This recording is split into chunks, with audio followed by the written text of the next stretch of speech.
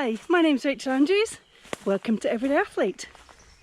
On this week's video, I thought I'd talk about motivation, how I motivate myself to get out and do a run when I'm not massively keen on doing so.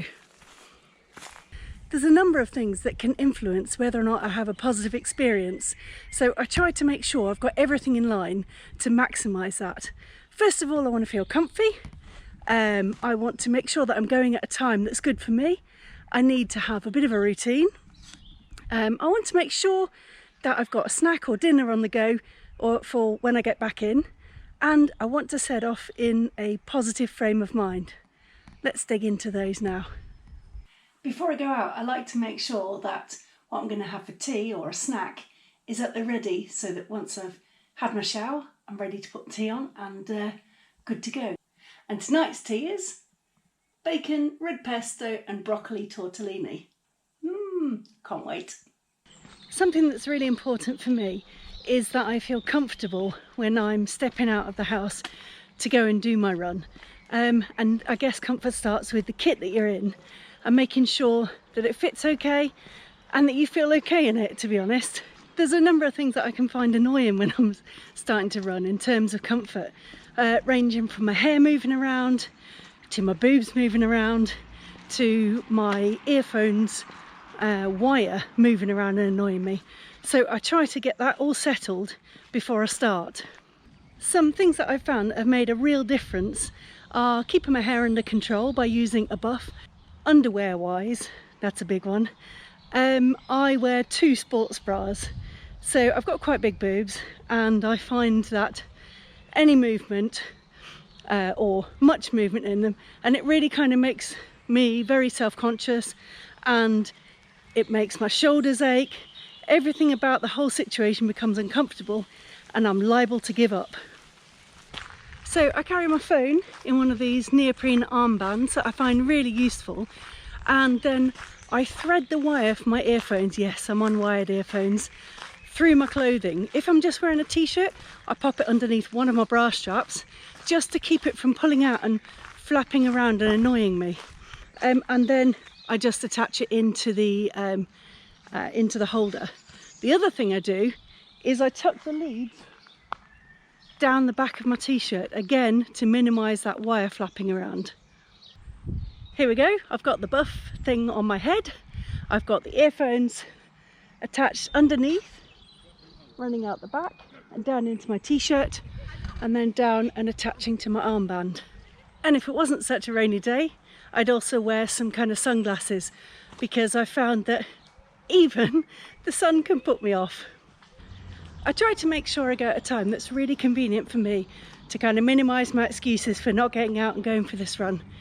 I will try to pick a time when I think there'll be less foot traffic, and I'll also make sure I leave at least one day in between for resting. And then I try to make sure I go during the best part of the weather for that day.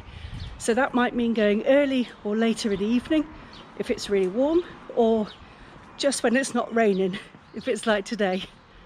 And to work out when I do want to go in terms of the weather, I use an app that I often use before I go for a dog walk, which is Dark Sky, because it will tell me what the weather's going to be like and the predictability of rain over the next hour, so I can really pick the point where hopefully I stay the driest.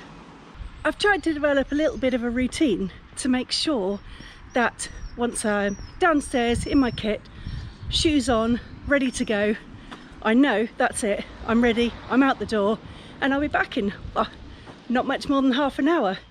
So it's just taking that first step out the door that's the hardest, I find. But once I'm outside, that's it, I'm going, I'm free as a bird, and it's time to run. And I always try and head out feeling positive that I'm getting out and getting some air, and try to celebrate those small victories. So you saw the other time when I cheered, I don't mind doing a bit of cheering on my own with my headphones in, even if I'm in the street and people can see me. You know, I've got to celebrate my own victories, because you're not allowed any cheerleaders out here at the moment. So I try to remain present during the run, and if I'm finding it tough, rather than thinking about my own breathing and what I might be looking like, what bit of my kit's niggling at me, I try to notice things along the way. Sometimes I'll try and see how many flowers I can spot. Sometimes it's noticing the different shades of green in the trees. It could be anything to keep me present in the moment. And the time flies away. I'm always really surprised that actually, when it's time to stop and start walking again, I'm actually not feeling too bad. I'm really chuffed I've given it a crack because it's really built my confidence and it's given me something to focus on during lockdown, and hopefully, as I said before, I'm going to come out of this fitter and not fatter. You might be wondering why I'm not actually running while I'm talking about running, but good God, I'm not that fit, not yet. I definitely can't speak and run at the same time. That would not be an appealing sight for anyone and would certainly not make anybody want to give it a crack.